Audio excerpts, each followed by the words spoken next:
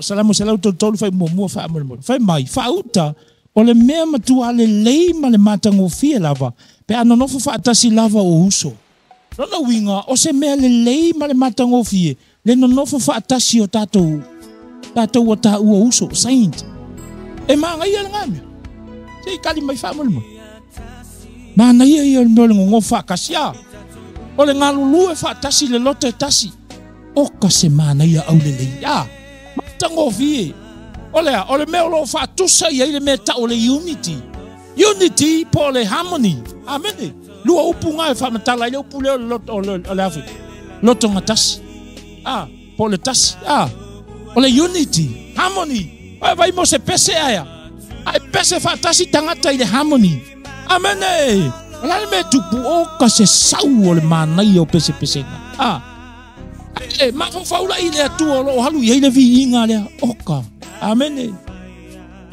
Le watu le manongi le leo lea. O le viinga. O leo watasi leo. Aya oso se leo tasia. Ele tasi ma le leo. La le metu.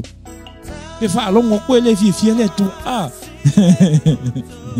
Ia le tua. Kako ke manga o le loto ngata sitasi fai ai mea. Yanga o ie sau ai kua. Amen.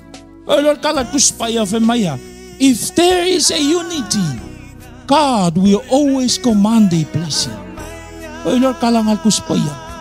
Pamaya tasi lo loto saule ku e fa mangui e se mea. Praise the Lord. Ale mea ngale manga o ikakua. That's what we did. Kako ke manga umbia le melina. Ole loto ngata stas. Ebe tau fa mole mo ko ni to mo pe posfu. Ne au soe.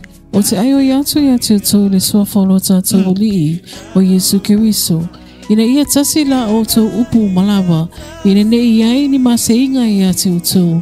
A ia maupopo lava i le loto e tasi ma le manatu e tasi. Ma na ia upo Paulo. Mai Paulo konita o ia kasi la ko upu ia kasi o tau loto. E lor ka ua le melengi. Tangai laku Paulo wa. Wa fevesi le kalesi e koniko. Amene, yo koniko. Mai lo Paulo ia kasi o tau loto. Kasi la o tau upu. Manatu e tasi. Manatu e tasi. Ma o popo i le loto. Ma le manatu e tasi. O ka se manga iyo ia mea. Tasi loto. Ma o popo i le manatu e tasi. O ka se manga ia. Ka ua le mea le ngeio lea. O le loko ngā kasi kasi ia.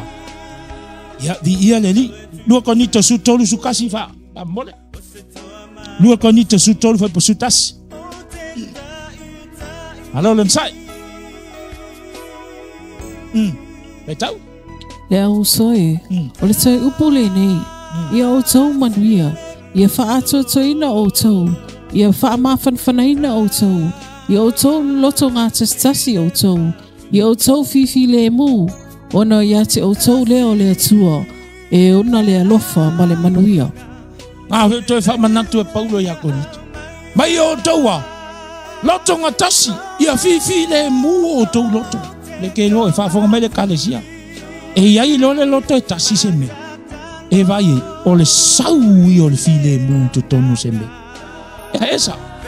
O le iai o le anganga o le file mu se mea. Amene. Mafua mai pe a fai e kasi se loto E tasi la le loto. Sau lo a kamale o file mu. E ke vai e sao le le ia. Tasi la se loto. E vai e o le file mu i o mea uma. Amen. File mu whanau file mu ia.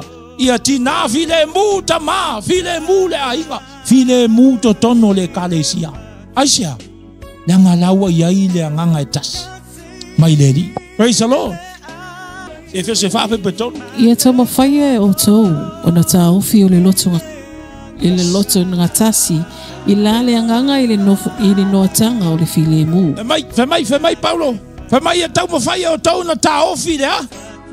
Loto ngā tasi i la lea. I le anganga. O ka se maa ngai o le mea ni lea. I le noatanga o le file mu. Femai ka ofi. Kau mawhaia ka ofi le loto ngā tasi i la lea nganga. Pawonga mai ka kou le kalesia.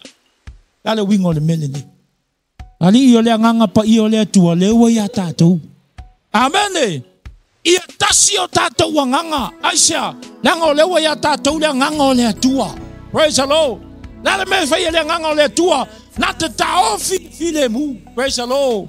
O ia foi le na te fai me uma. Le wa ya te oe, le wa ya te au, le wa ya tatou. Praise the Lord. Ma ia taofi le la tonga tasi I la lea. La le nganga. Ala le me tu sole. Ole ai tupu division kongo ngalu ngale kwa. Le tupu mo motivation kongo kalesia. Ma mai ui vai mo lalo le siles. Ma vo mai ya. Me ka ole mele tupu I me nga ma vo mai me ta ole selfish. Alva sa mo ingol mele selfish. Manatu fa pito. Ole me vo ngale kupu I kongo kai kai o isi aku mo malo. Wa manatu Iranian na olato manatu fa pito. Amen. Ai fa ya manatu atu isi ke haku isi. Ele tupu sea service. Amen. Ai mafu mai wa met all selfish manatu wa fa pito. Minga o wa me I and myself. Me and my wife and my tana.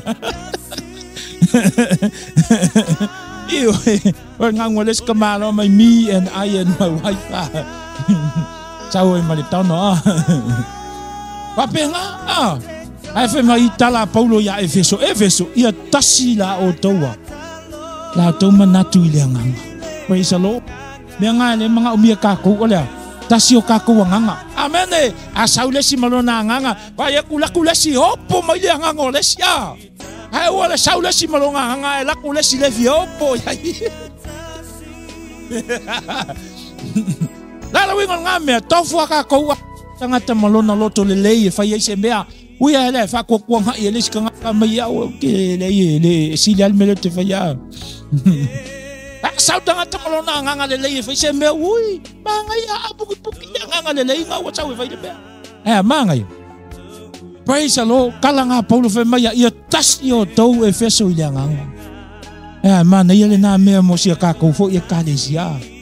Kalesia ia tasi ta tou le nganga. Amen. Tatalo isi mo isi. Ui kasi nga ile nganga. Wale o kula la o ko ile ngo oi ko fa alo isi o fa misi ka nga o le kalo. Mana ia tatalo le si mo le si me ka kasi le nganga. Ka ko fo ye fa fon ka kalo mo ka uma. Ka kalo mo ngai ka nga Pakistan na. Ka kalo mo ngai ka kia. Ui ma fa piko oe Jole ali yo ka ko kalo isi aku ngu. Yo ho isi me ala ku kupu mai ai. Ka kalo mo isala elu awang fa pito lo tatano. Menga ka kasi le nganga. Amen. O ya ke oe le nganga pa ia musu inga oe. Amen. Le nganga pa ia ka kalo mo ka uma ka nga lo sa wa inga ngol kala le le ya Yesu. Ka kalo mo la tu. Amen. Tatalo mo na ya inga loa. Lo fa vai ala vai le fili. Amen. Ma vo mel ne yo loto ngatas. Praise the Lord. Eloe, yo lai loto le mele ne yo le.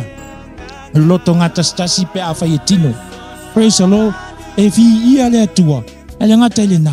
Ole manuia yo mea tatou te faya i le. Praise the Lord.